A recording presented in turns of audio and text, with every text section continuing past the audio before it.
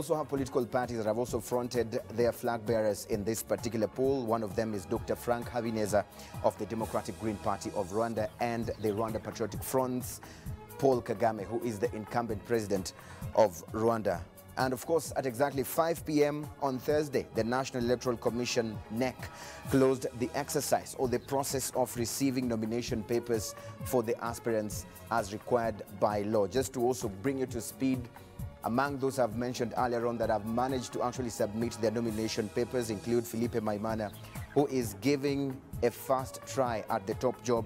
Diana Shima Rwigara also did give in her nomination papers, and of course she is a 35-year-old business person who also says that she has what it takes to lead Rwanda if elected in August.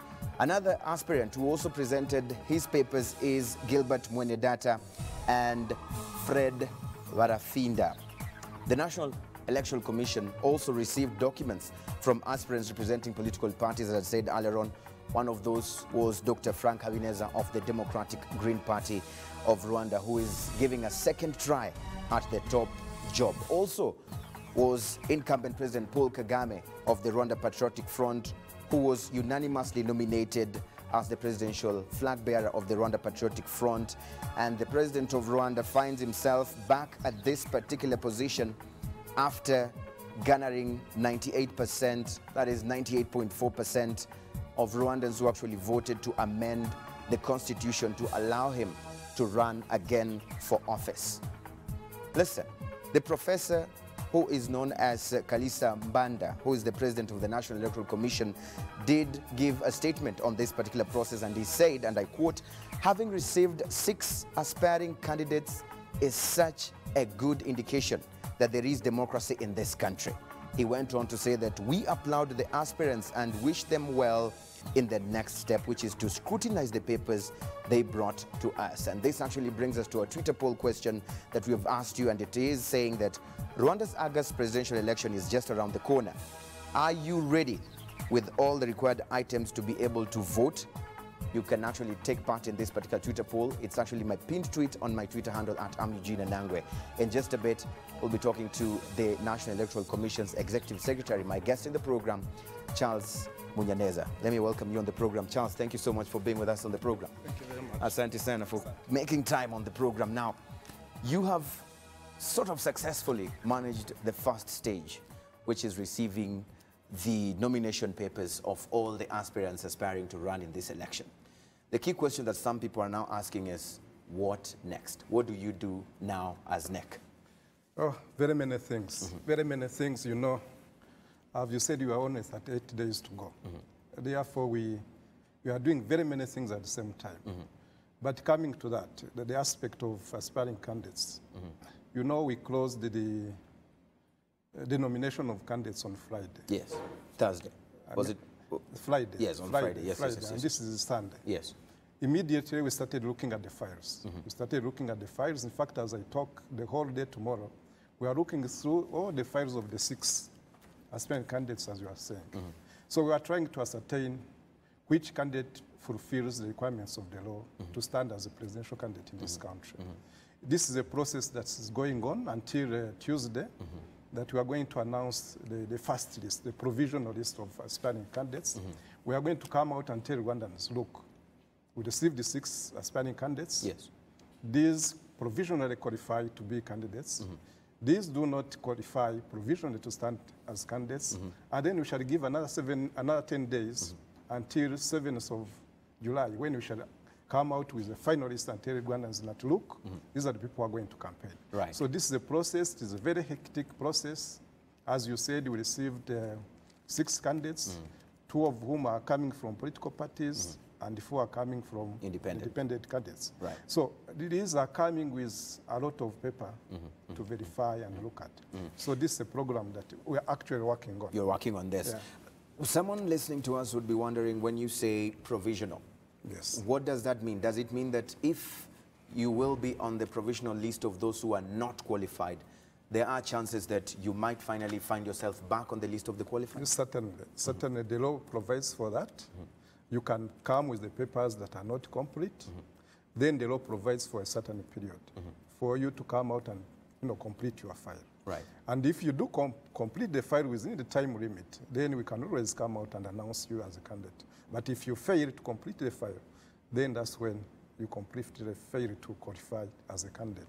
So these are provisions of the law. Again, this is to give a chance to candidates to complete the files and not be limited by whatever factors that will come. Yeah. 2003, then 2010, and we are now 2017. Yes. If you just look back at these past two presidential polls, as far as preparation is concerned, and we look at today's preparations for the 2017 election, what would you report back to Rwandans as far as this whole exercise is concerned when it comes to preparation and the load of work that your commission has now?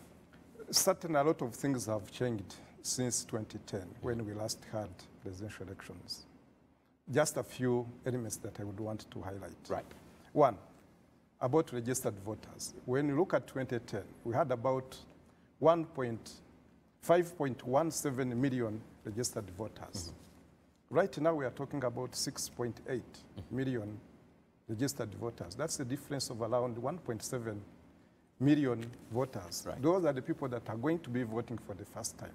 The people are going to be casting their vote for the president of this country for the first time. And that's a very, very big element that we consider when we look at preparations, when we look at what is needed, especially catering for these people who are just yearning to elect their president. To be part of the process. Yes. Again, we look at the country itself. The context has changed.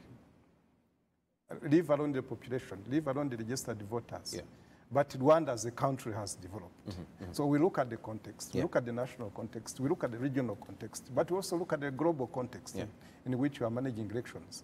So these are things that we are looking at, and I would report and tell Rwandans that as we talk now, we are almost 95% across the line in terms of preparing for these elections. 95%. So meaning that if these elections were to be called today as we speak, you would certainly be able to pull a great show. Yes, apart from having candidates, because we haven't reached that stage of announcing the final list of candidates, apart from the campaigns that are starting on 14th of July, but other things are in place. We have already registered voters, we have already procured all the election materials that are needed. We have already trained our 70,000 plus election volunteers. We have sensitized Rwandans. I think Rwandans now know that elections are taking place on 4th and 3rd. In fact, some of them are saying that it's just the date that is that they are waiting for the day. They are waiting for the day. Because actually we are currently running a Twitter poll on this particular same exercise, and what we were asking Rwandans is whether they are actually ready with all the required items to be able to vote. And of course, part of the options that we have asked them is that whether it's yes, they are ready, or if they still need more information. And also, some people are saying, no, I am not ready at all.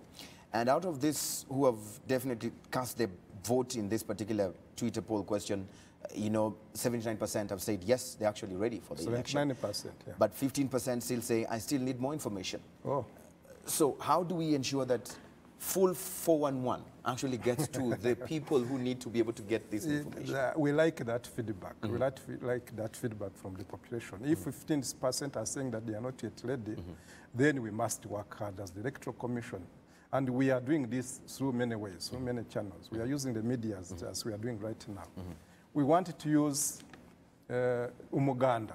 I think the last Umuganda that we have in July, at the end of July, we have discussed with the Minister of Local Government, we are working with the local government administration to make sure that we use that as the last phase in which we are going to educate and sensitize our people and get them ready for the elections. Again, we are using very many other things. We are using Rwandans are different ways.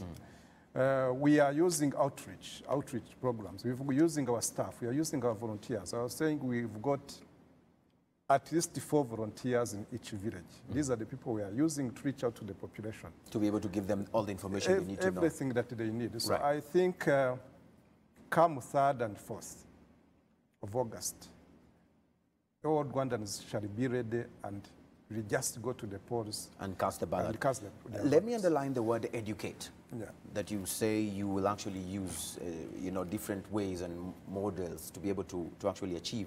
And you say you'll use Umuganda to educate, you know, the population. Now, the critics of the process might say that, you know what, these are some of the avenues that are usually used to campaign for a particular candidate during that particular process. How do you, as the referee, follow up, monitor, and ensure that that moment is not actually used to campaign for a specific candidate, but rather used for the aim of, that you say, of educating and sensitizing them? Well, as you are saying, some critics might be saying that, but Rwandans are mature enough. And I hope even the aspiring candidates that we have been receiving, at the end of the day, are responsible people. And they are very aware of the law. So we hope and we are very sure that these people know what the law says, what the regulations say.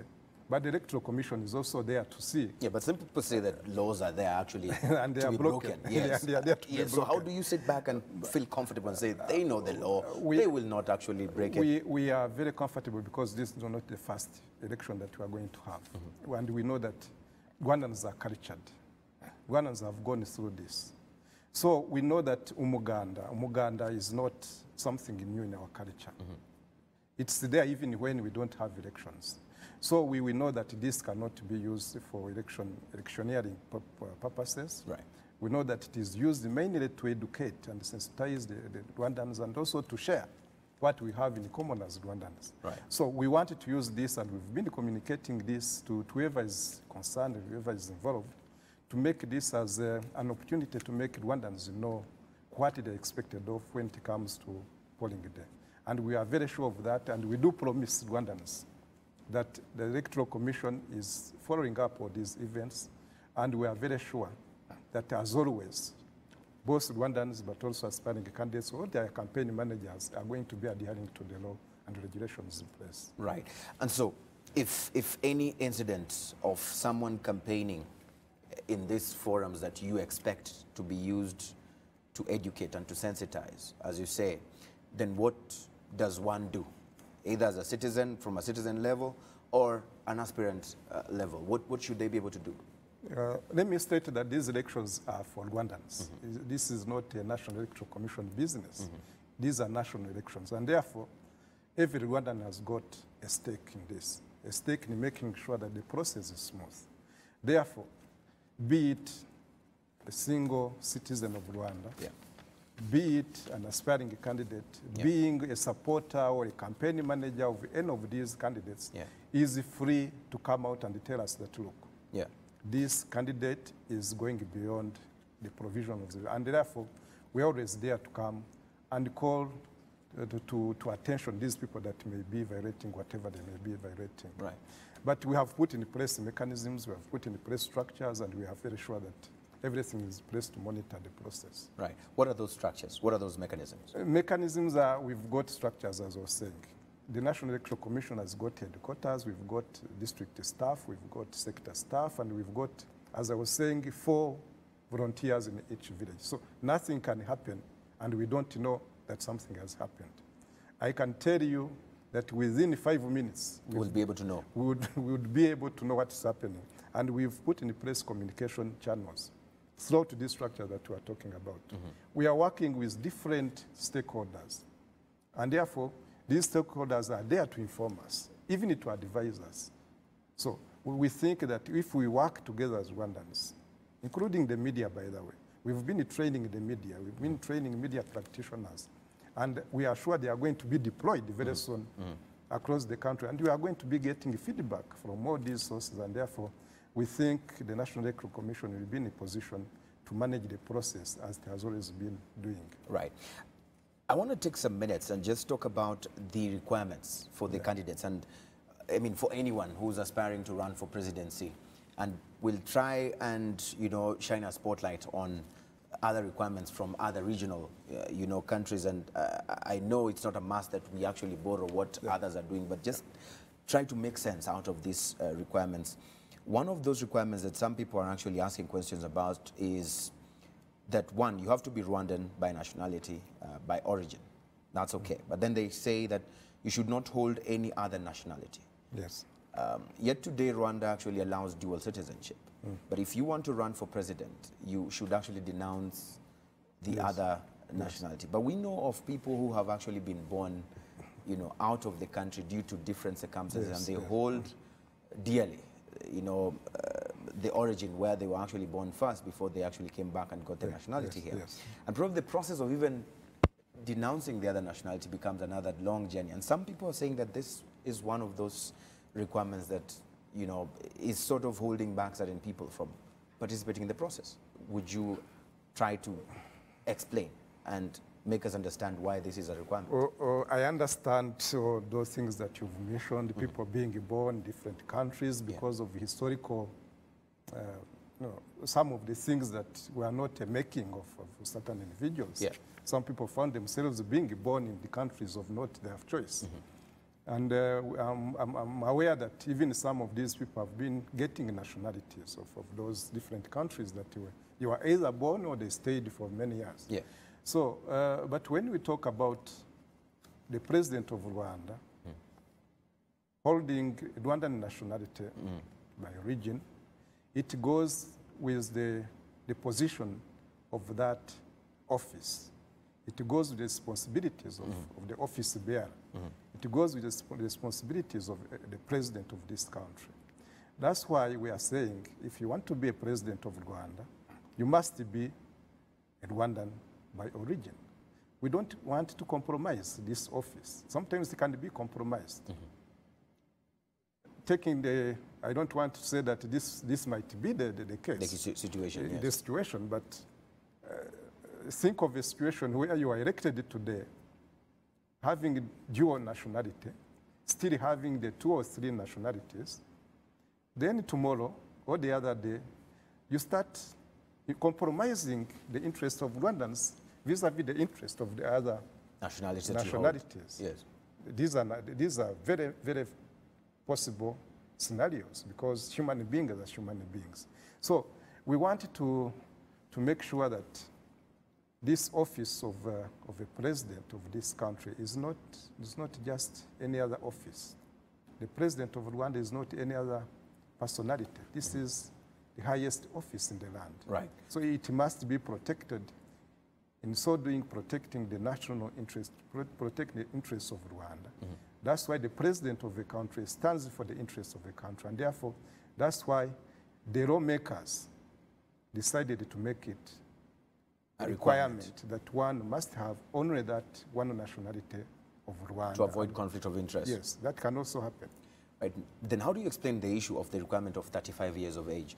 Because some people have argued and said age is just a number. We have 25-year-olds who actually are very mature, can make really great decisions, when we have 35 years old and above who actually do not behave according to their age. And so why should 35 be a very important thing? Oh, well, I can't talk on behalf of the legislators, or the people who drafted that law. But I think, as you are saying, you can take 40, you can take 35 or 25. But I thought the legislators thought that 35 was somewhere in between. You need it to be mature enough. Certainly, if you have to be a president of this country, you must have some degree of maturity. And it is found from 35 years old? At least as of now.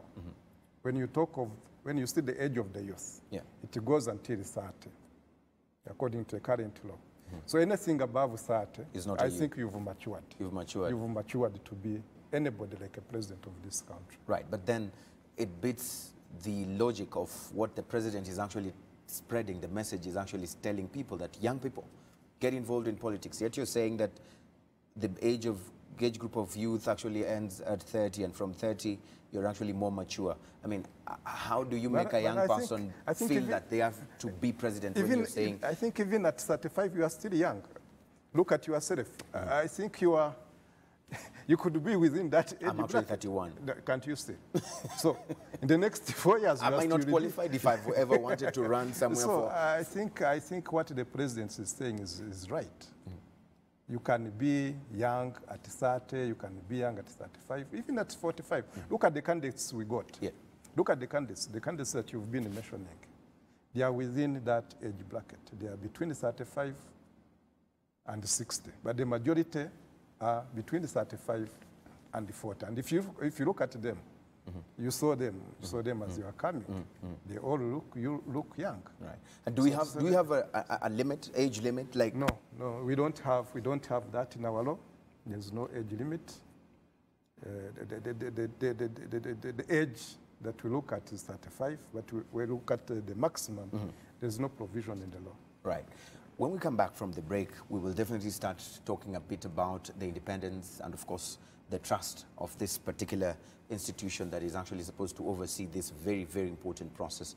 That after the break. We're going to take a very short break right about now. And of course, when we come back, we'll sample some of your tweets that are coming through via the hashtag InFocusRW. You can tweet me directly at Eugene Anangwe, and I'll definitely be able to definitely talk about those particular tweets that you have, all right? So some of those tweets that have already been coming through were... Let me read them when we come back from the break. Stay with us.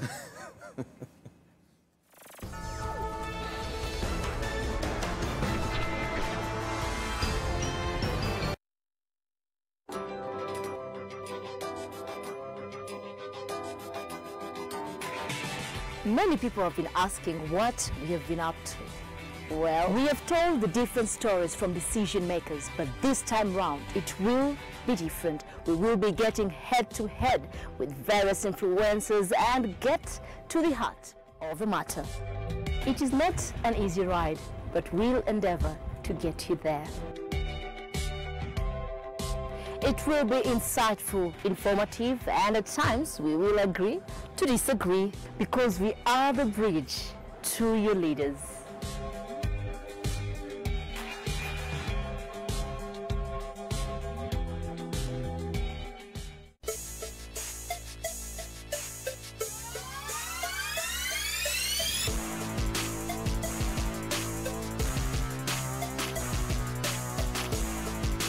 Now that is the smell of a new day, new business ideas, new opportunities, and above all, a new chance to start over.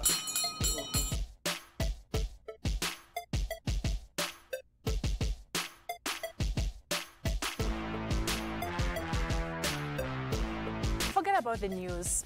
We want to talk about the stocks that are trading, what companies have been listed, and the exchange rate, and also the money matters, not just regionally, but also globally. Take a look. They are the right arm of every business world. The small-scale businesses, they contribute a lot to our economies, and yet they face new challenges every single day. Now, I come in to stop all that. Listen to them, find a common ground, and come up with a solution. And I also give you an insight into the opportunities in their business world. Join us every Tuesday on Business Digest.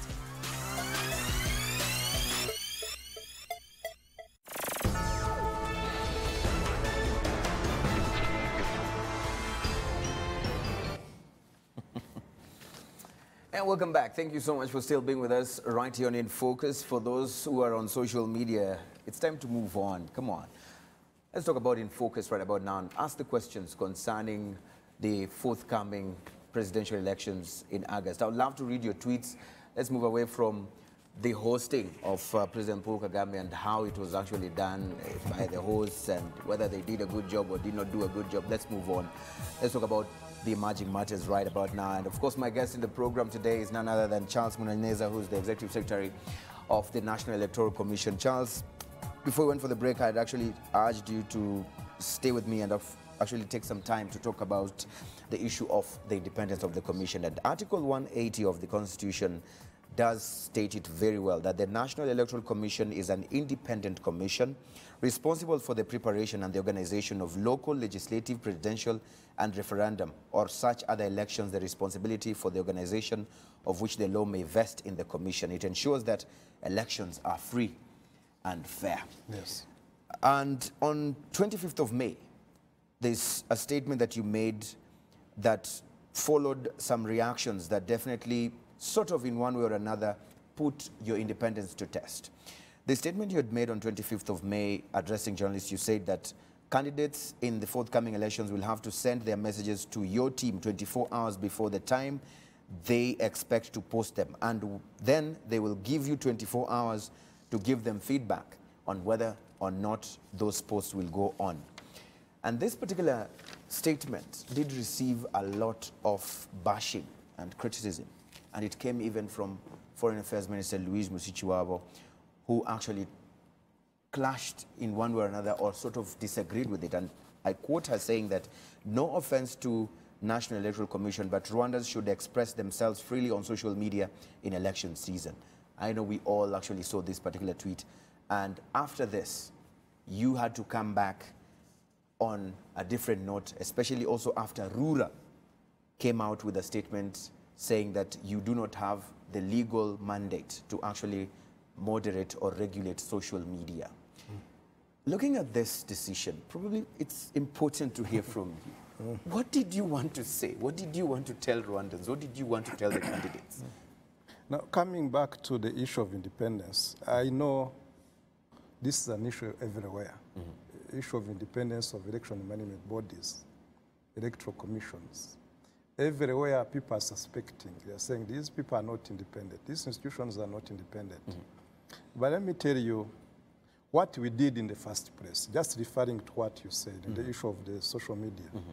In the first place, it shows that we're independent because we thought of what we said in the first place independently with the name of safeguarding. We thought that was one of the measures we must take within our mandate in fulfilling our mission to make sure that elections in Rwanda are safe, to make sure that elections in Rwanda are not infringing on with any other aspect that might affect the smooth conduct of these elections. And we did that by ourselves. We thought about that by ourselves.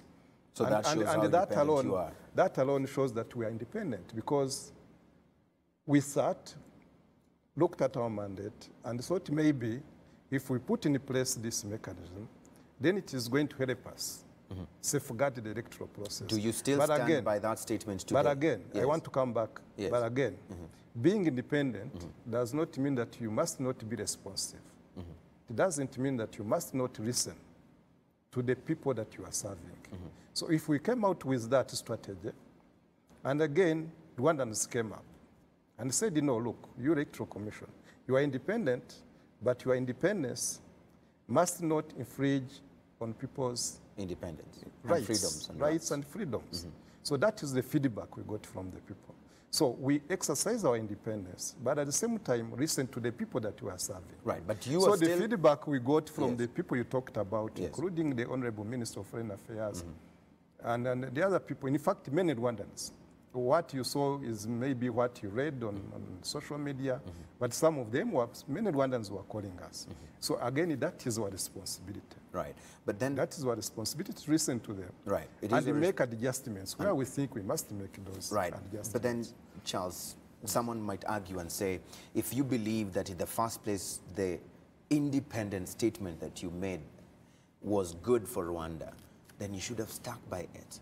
And they feel that you actually backtracked because of the pressure. No, that there was no pressure. We just listened to the people. You know we are human beings. And this is an election management body. We are not IT experts. We are not cyber security experts. We might have erred somewhere. And error is human, as people say. So if we said something, then we got feedback from the people we are serving and saying, look, you need to adjust there.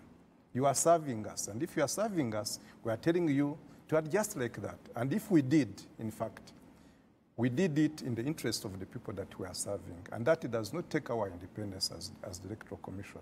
In fact, you are just being responsive to the people that you are serving. Right.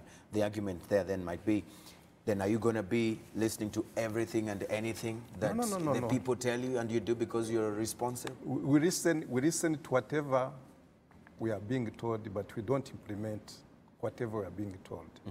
We do whatever we think is right, considering the interests of this country. So it doesn't mean that we are going to shut our ears and not listen to what people are saying. No, we are going to listen, but look at the law, then do what we think is right for this country in terms of election management. Right. So in terms of monitoring and ensuring that there is no hate speech and anything that actually jeopardizes the peace and well-being of Rwandans as far as this election is concerned, what are you able to do now that Rura actually came out and said that you cannot be able to do it as you had anticipated or thought you could do? So what is in your powers today as we speak? By the way, as we talk, we didn't take out completely the use of social media. In principle, candidates will be free to use social media. In principle, it is there. But then the regulation is part of it. And that's what Lula was saying and other people are saying. That is going to be left to other competent bodies. And of course, we are going to be working. As a government, we are working as a team. We are working with Lula. We are working with every other person that is involved in this. So for us, we put in place this regulation. But the regulation is going to be, if necessary, is going to be done by other people. But we are going to continuously work with these other organs and make sure that the elections go on smoothly, as we had previously thought. Right. So today, as we speak, matters independence again. We know that the campaign period has not started, and it is not proper for any aspiring candidate to even campaign in any way. Exactly. So what powers do you have today if, or maybe let me frame it in this sense. I'm an aspirant. I'm aspiring to be a presidential hopeful in this election. And people, either public officials or private individuals, are actually making statements that seem to be giving me a manota or votes and likes and everything. How do you handle that? Is that campaign or not campaign?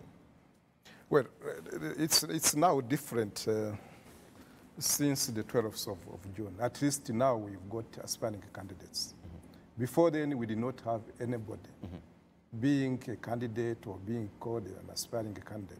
By now, the 6 people that we have right now, as we are still looking at their files, as we have not yet come to a stage to announce who is eligible to campaign and who is not eligible to campaign. If anybody campaigns right now, or if other people campaign on their behalf, then the Electoral Commission can come out and say, look, wait, hold on, it's not yet time. And that's within our mandate. And as I said, we are set. We are everywhere in the country. And if anybody goes beyond that, and we think it goes with the campaigns before the campaign period, then it is in our constitutional and legal mandate to come and tell that person that, look, please, that's not proper. Let's set the record straight and probably clarify something. And maybe for some people who might be thinking it in another way, it would be nice to hear from the horse's mouth. Let's face it, President Paul Kagame continues to receive, great positive feedback from the population. Even when he was here, people called from different parts of the country to actually praise him and his government for what they have been able to do and achieve for this country. Someone contesting against the president in these elections might look at that and say that they're already campaigning for him. Would this hold any water, this argument? Let me tell you 2 things. One, His Excellency, the President Paul Kagame, will be a president of this country until a new president is sworn in. So the people of Rwanda still have the right to tell him whatever they think is right, to speak to their president, whether he is a candidate or not a candidate. So you cannot stop Rwandans from communicating to their president what they think is good for them. By the way, he has been serving them for many years. So the Rwandans know what he has been doing to them. So you cannot stop them calling that Mr. President. I don't think they have been calling him as a candidate, but they called him as a president of this country. And he's going to be a president of this country until a new president comes in. That's one.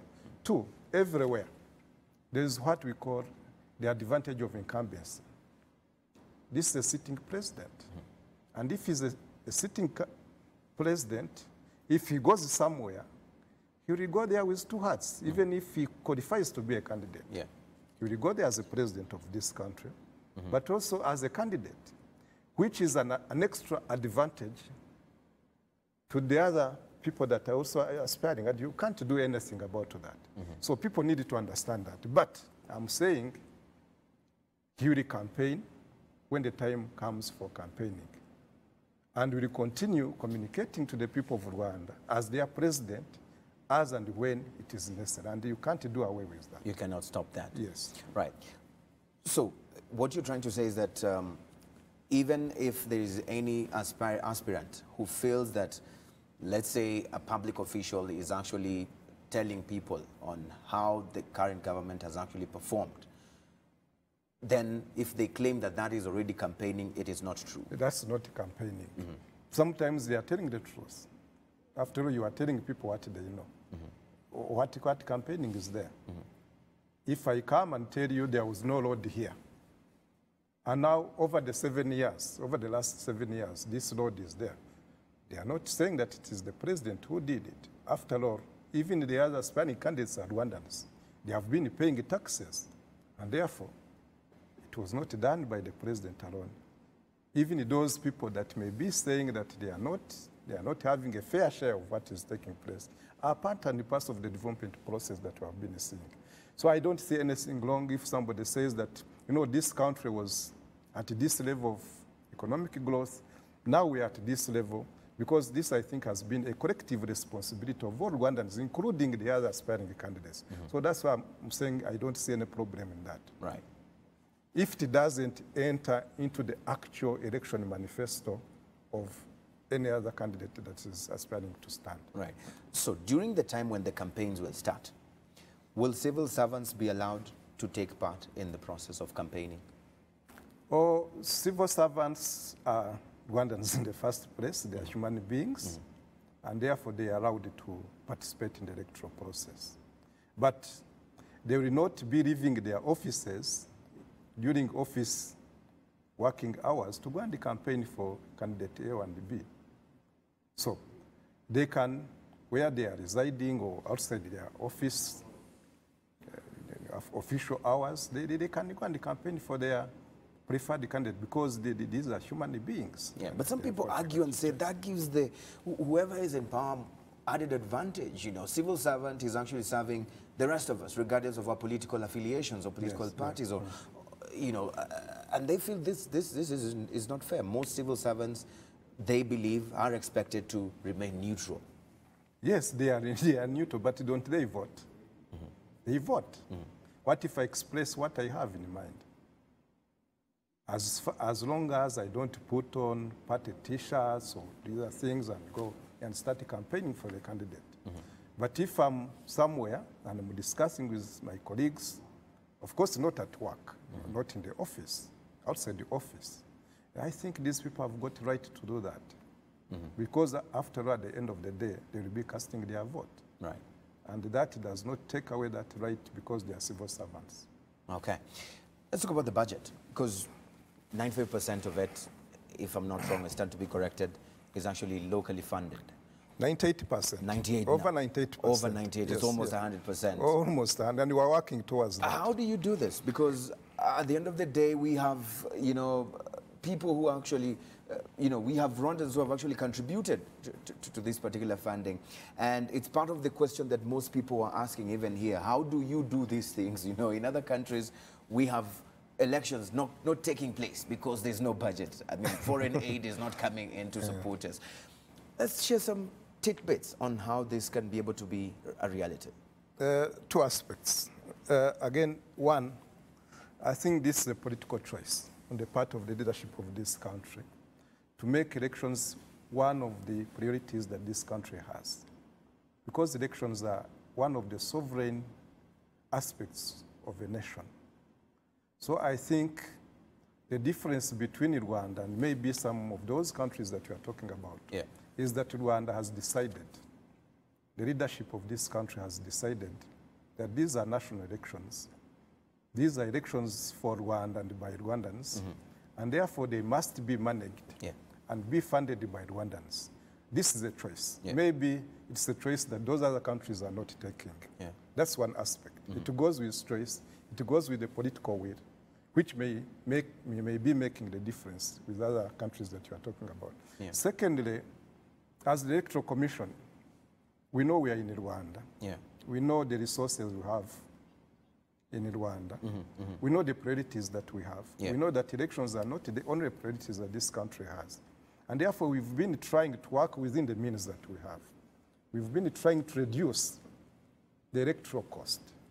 For instance, if I tell you in 2010, we used over 7 billion Rwandan francs. Right now, we are talking of something beyond 5.5 billion Rwandan francs. In other words, we have continuously reduced the cost of these elections, despite the fact that the number of voters has been increasing. What have we been doing? One, we have continuously used election volunteers. This is an aspect that in Rwanda that you cannot find in any other country. So they don't have to be paid? We don't pay thousands and thousands of francs to these people. If we were to be paying these people, maybe we would be in the same position. Yeah. Secondly, we have been preserving most of the election materials that we've been using. For instance, if you look at the ballot boxes that we are going to use in August, as the same ballot boxes that we used for 2010 elections. Whereas in some other countries, maybe they may not be caring about that. Come every year, they are procuring new election material until they reach a stage where they cannot afford. So this, then look at the ICT, the use of election technology that we have introduced. This has also greatly minimized the cost that we have been using in elections. So one, there has been that political will, but also there has been that deliberate effort on the time actually cut this budget. To cut the cost because we know the means within which we are working with. Right. And we know that Rwanda is not that very big and very rich country, and therefore we are very, very responsive to what we are doing. And that's how we have managed to work within the means that we have and reached 98.2% of what we need to manage. Right. Elections. If you look at the region, if we throw eyes to the region, just next door, Kenya, the National Electoral Commission, the Independent Electoral and Boundaries Commission there is actually under fire from various political organizations as far as issues to do with organizing the election is concerned. And I come and listen to you here. You seem to have the easiest, kind of environment and job comparing yourself with the regional, colleagues of yours.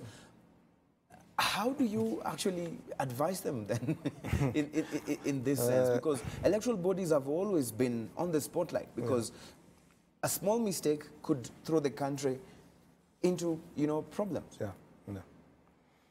Well, I'm not giving any particular advice because Kenya is Kenya and Rwanda is Rwanda. We've got different political contexts, we've got different cultures because you cannot divorce culture from politics. That's why you find certain things happening in Kenya and they are not happening in Rwanda because we've got different political cultures. So I can't offer any particular advice, but what I think is all the electoral commissions anywhere, the most important thing is to work for the confidence of the people you are serving. Once you work with the people, once you bring everybody on board, once you are transparent, then you win in the confidence and trust of the people you are working with. I'm not saying this is an advice that I'm giving to my colleagues in these other commissions, but I've learned from experience that if you are pro-people, if you are open to the people, and they don't look at you as something there, but looking at you as part and parcel of the society, the general society that you are operating in, then you are bound to have less criticism, and instead you get advice. Right. And we have learned this as Rwandans, and by the way, Rwandans know what they want. We have learned from other experiences. We know the cost of not managing good elections, and we know the cost of poor leadership, be it in elections, be it in other aspects. So I think, first of all, I should thank Rwandans that we have maintained this, but also think that it's because of Rwanda, because of what it is, because of its history, and because of what it wants to be and what to achieve, that it makes a difference between us and the other regional countries. Yeah. Perfect. Let's read some of the tweets that are coming through on our hashtag InFocusRW. Keep them coming. We have one there from Ruda Kemwaniki who says, question to NEC, how does NEC relate with other institutions but also ensure that it retains its independence and autonomy? How do you do this? Because, again, you might make a decision, and institution A, B, C, for the case of Rura comes and says, oh yeah, you overstepped your mandate, guys. Go back to your lane. How do you do that and still maintain independence? First of all, working and collaborating with other state institutions is very critical. And that reduces what you have been saying. You must relate, collaborate with other institutions, despite the fact that you are independent. Your independence does not take away collaboration. So that's very important. Again, the laws are very clear. The regulations are very clear. There are always lines being drawn.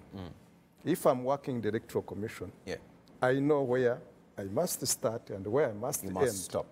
Even at the other institutions, know where they must start and where. And that's exactly what Lula said. Lula exactly did what was in their mandate. And we had to listen to Lula. But you seem to be shooting yourself on the foot, Charles, because you say you actually respect the responsibilities of other institutions. But, and their mandate. But the announcement before Lula came, you seem to have gone against that principle that you're telling me right now. No, the principle is there. People are free to use social media. That has not been taken away.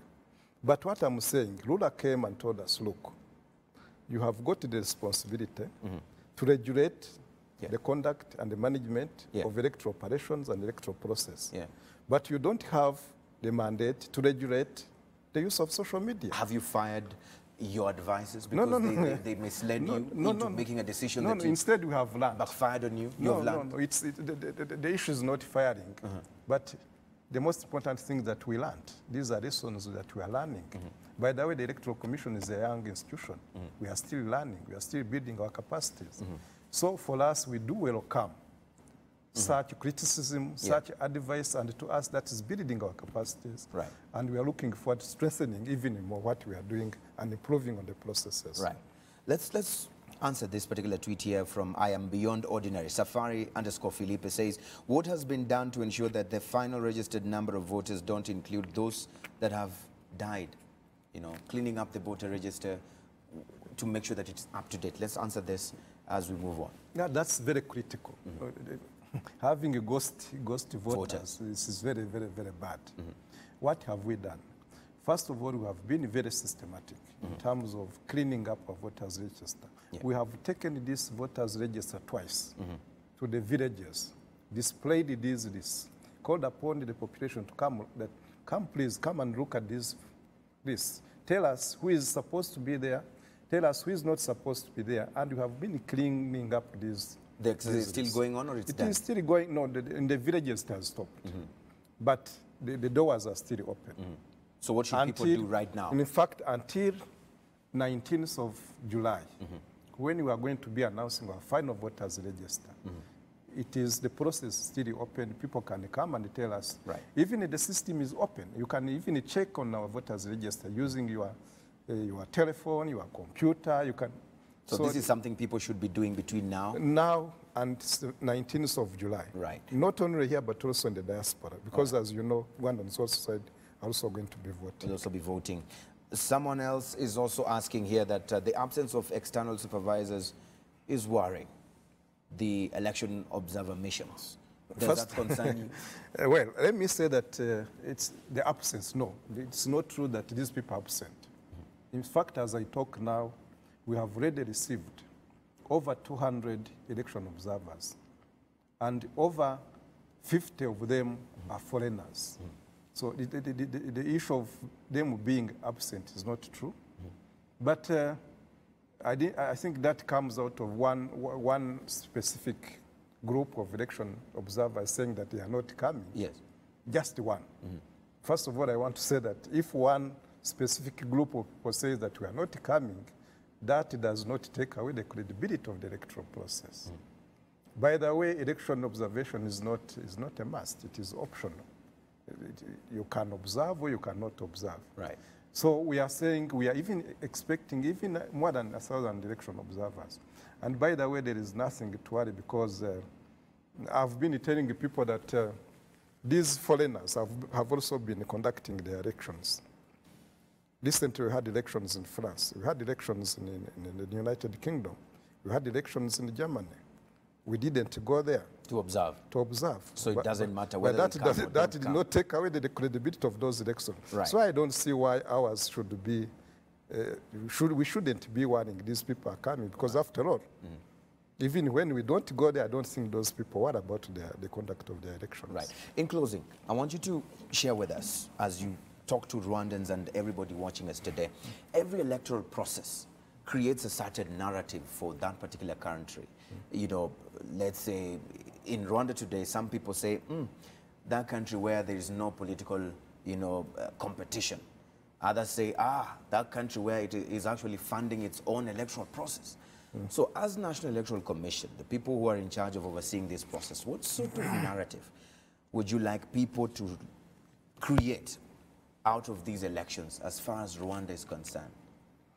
Well, again, political competition is relative.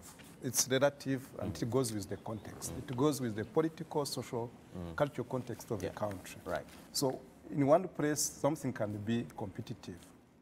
Or in the other place, something can be seen as not competitive. So in Rwanda, we think in our context, in our political context, we've got competitive elections. Yeah. As the chairman of the Electoral Commission said, right now we've got 6 aspiring candidates. Right. In some other countries, you may not have that big number. Right. These might qualify or may not qualify. So in one line, in one word, what do you want people to think about Rwanda's electoral process? They should look at the Rwandan electoral process as something that fits within the political, social context of this country. Right. And is serving the interests of Rwandans, both those that are there today, but also those that are coming tomorrow and the other day. Perfect. Thank you so much, Charles. We're out of time. Asante sana for your time. Just hold on there. It's only me who's allowed to stand for now. Thank you very much. Thank you so much for actually watching. Thank you for being a part of the conversation. We have our Twitter poll results. They're out there. Let's see them right there. If we already have them, Kevin, come on, let's do this. We are out of time. If we cannot be able to see it on the screen, there you go. We have 76% of you saying yes, they're ready. And of course, we have many of you who are still also tweeting us. Thank you so much for watching the program.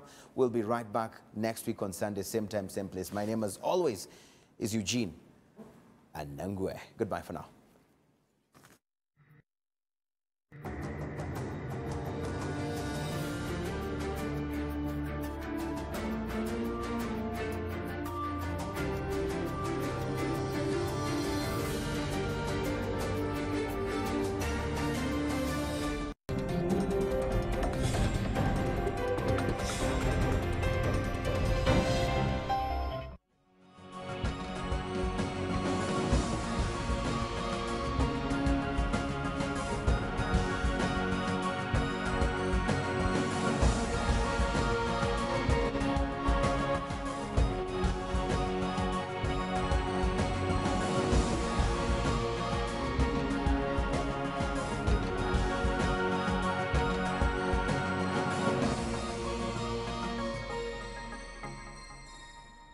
Hello, welcome to Rwanda Television. My name is Mutesta Opista. Let's have the headlines.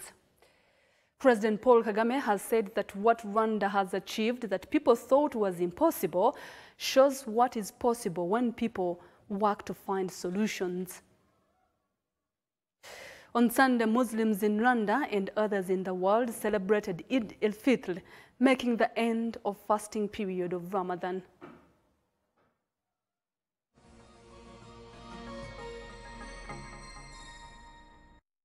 Thanks for joining us.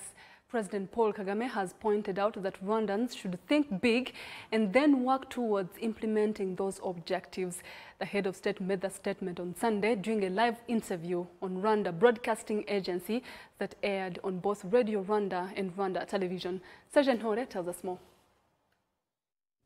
The interview took place before an audience of the country's youth, and the president noted that after Rwanda was liberated, there was a need to plan for the future and perceive a rapidly developing country despite the challenges Rwandans faced then. Asked about major projects the country considers undertaking even when the means are not yet fully in reach, President Paul Kagame pointed out that Rwandans should think big and then work towards implementing those objectives.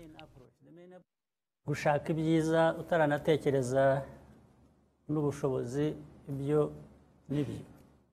To aspire towards given objectives even before the means are in reach is not wrong. People should think in that way. A person should think of good things and aspire to reach far, and then take a step back and consider how you are going to reach that goal or objective.